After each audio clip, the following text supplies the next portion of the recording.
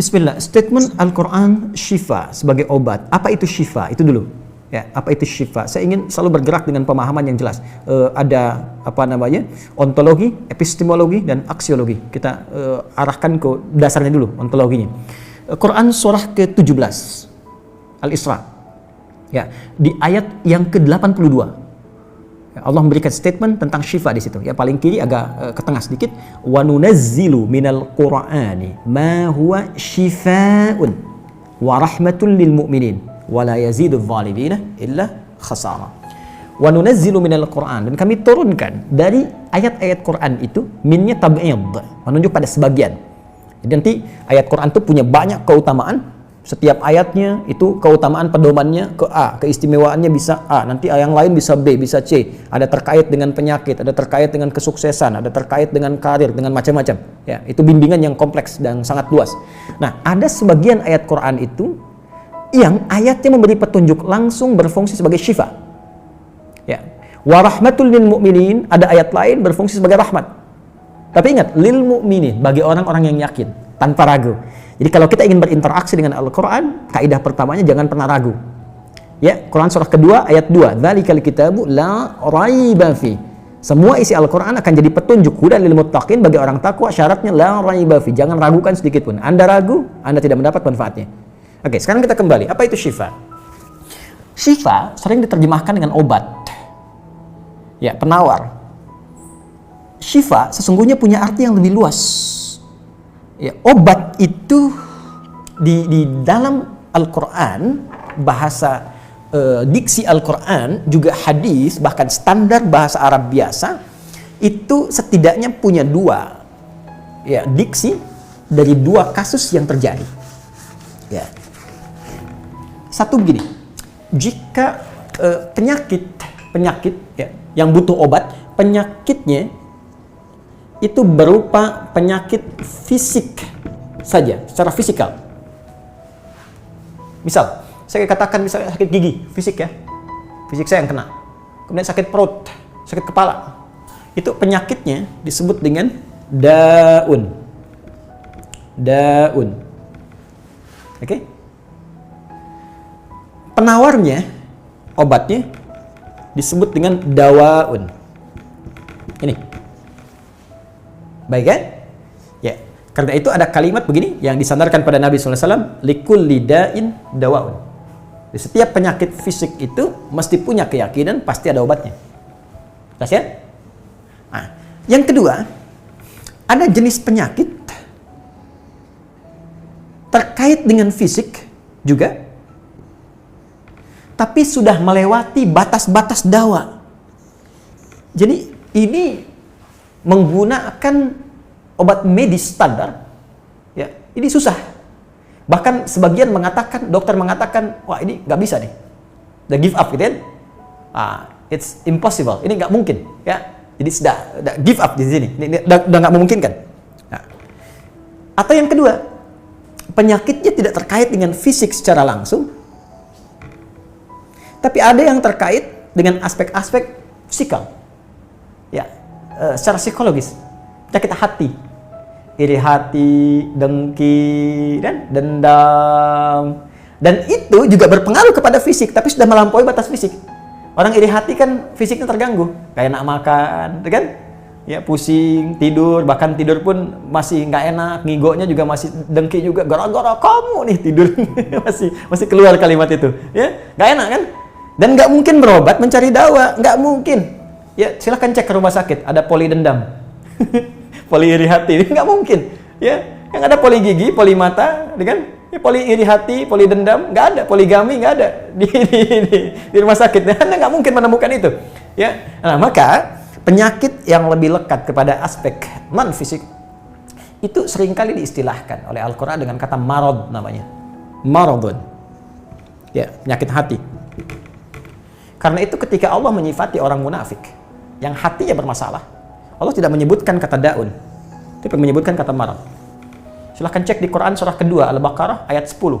Fi qulubihim marad. Ya, di dalam hati mereka ada penyakit. Hati yang di sini bukan hati fisik ya, ya, tapi sumber kehidupan kita. yang ditetapkan oleh roh. Nanti ketika fisik itu mulai sempurna selama 4 bulan jadi mudghah.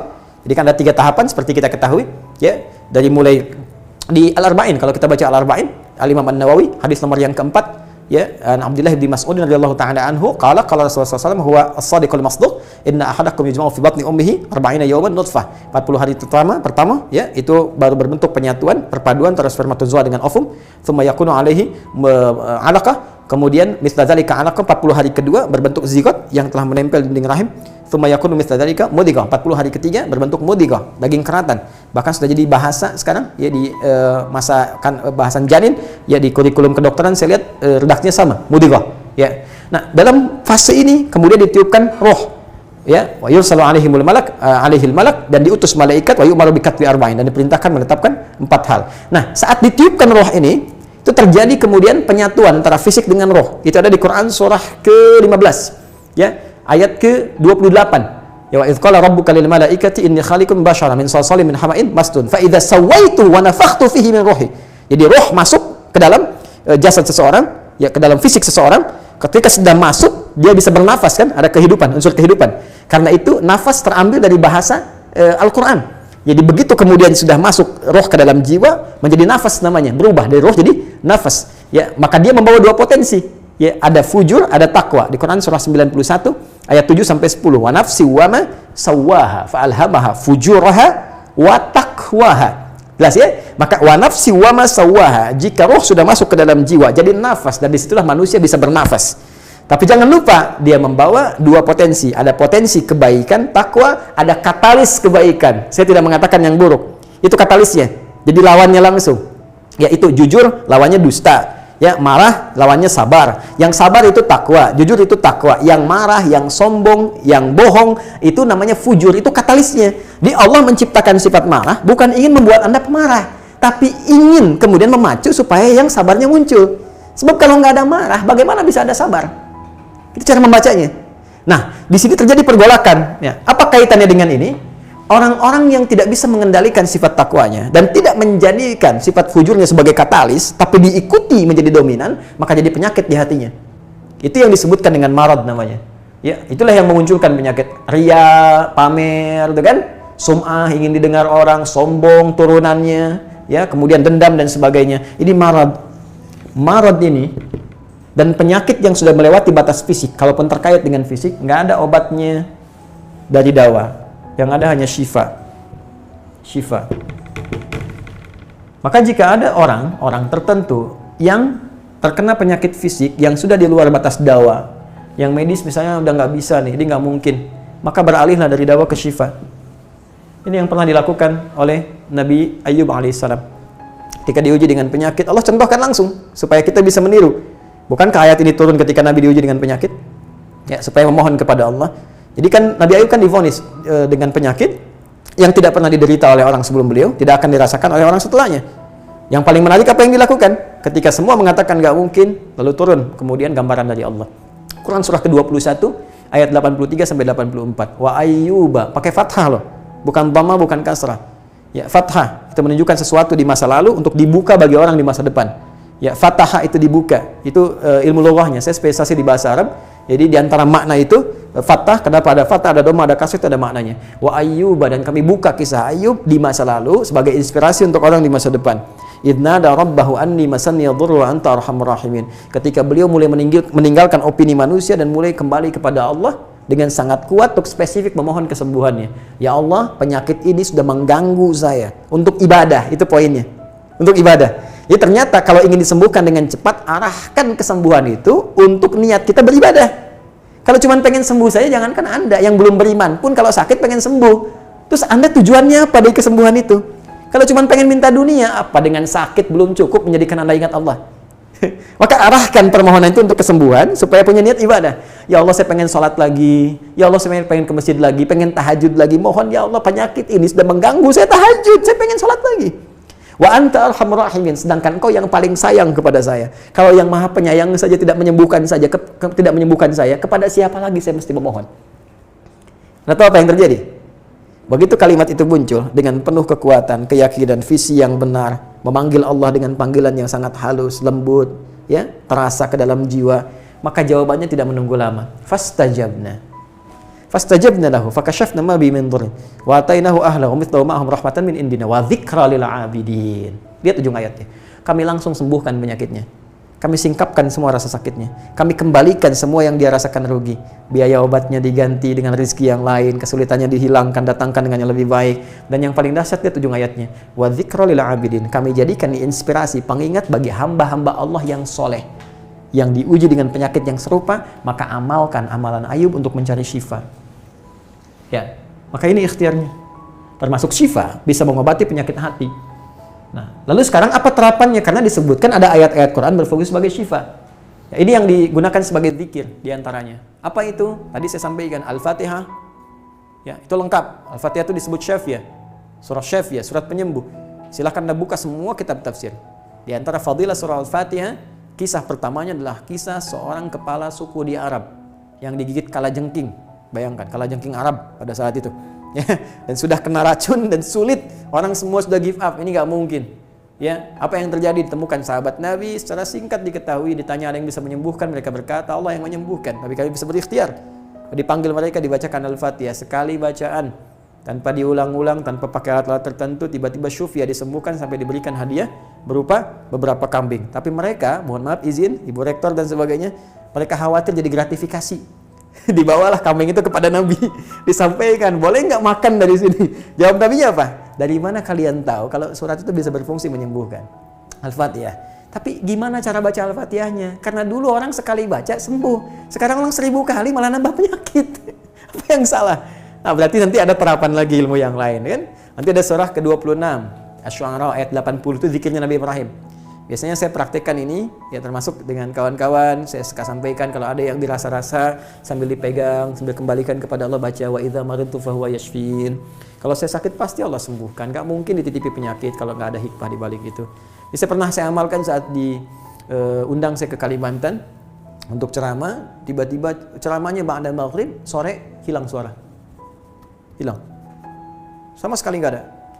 Ya begitu sholat, ya kita sama amalkan tadi dengan penuh keyakinan, minta, ikhtiar juga, pakai fresh care gini, tapi kita minta, ya Allah, ya wa idza maridtu fahuwa yashfin. Kalau saya sakit pasti Allah sembuhkan. Nggak mungkin ditugaskan kalau Allah nggak berikan perangkatnya, pasti diberikan. Nah, tahu apa yang terjadi? Begitu ngimamin maghrib, suara keluar, serak-serak, basah. Begitu tausiah, keluar sempurna. Ba'da isya nyambung, keluar sempurna. Habis ceramah, hilang lagi suara. Hilang lagi suaranya. Supaya disuruh istirahat, gak banyak nanya orang gitu kan. Tapi itu menarik. Dan puncaknya tadi, Quran surah ke-21 ayat 83 sampai dengan 84. Tergantung kasusnya. Kalau di kasusnya misalnya kasus mohon maaf ya terkait dengan kehamilan, nanti ada lagi yang lain ayat-ayatnya ya. Misal di Quran surah ketiga ayat 38 sampai 39, nanti di Quran surah ke-19 menjelang persalinan dari ayat ke-25 sampai dengan ayat ke-26, nanti di Quran pas kalau sudah berkembang janinnya, ada di Quran surah ke-7 misalnya ayat 189 dengan doanya dan turunan lainnya. Bahkan bisa diamati teman-teman yang di SPOG misalnya atau di kebidanan ada nanti ayat-ayat spesifik Quran surah ke-22 ayat yang kelima, ya ada di Quran surah ke-23 Al-Mu'minunnya ya ayat 11 sampai 13 itu lengkap sekali. Kita bisa gali sampai ke situ. Itu yang kita maksudkan syifa. Jadi keluarkan ayat-ayatnya tapi bukan sekedar dibaca, dalami isinya sehingga paham apa yang harus dilakukan. Karena di sini nanti ada konsep ikhtiar juga.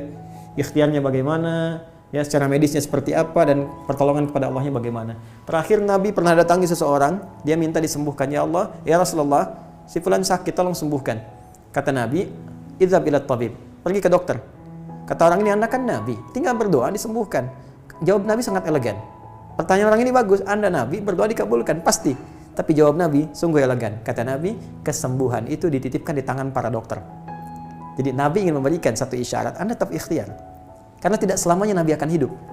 Ya, karena itu dokter-dokter mesti belajar. Saya mendambakan dokter-dokter yang bisa belajar dari Quran juga. Saya mengharapkan nanti ada dokter mata yang hafal, ya, misalnya ayat-ayat tentang doa, ayat tentang mata, ya, riset tentang ayat-ayat mata, hadis-hadisnya apa, sehingga Anda bisa menerapkan resep-resep yang indah. Ya, aduh, kenapa nih dok, mata saya nih nggak bisa dikontrol nih, sakit. Kenapa? Saya kalau ngelihat tetangga beli kulkas sakit, kan nggak bisa dikasih obat tuh ya. Anda bisa kasih resep Quran surat sekian, ayat sekian, sekian. Nah, itu yang banyak kejadian sekarang. Ya, orang matanya sehat tapi tidak bisa membedakan mana milik dia, mana milik orang lain. Demikian juga dengan yang lainnya. Itulah syifa. Wallahu ta'ala a'lam bishawab.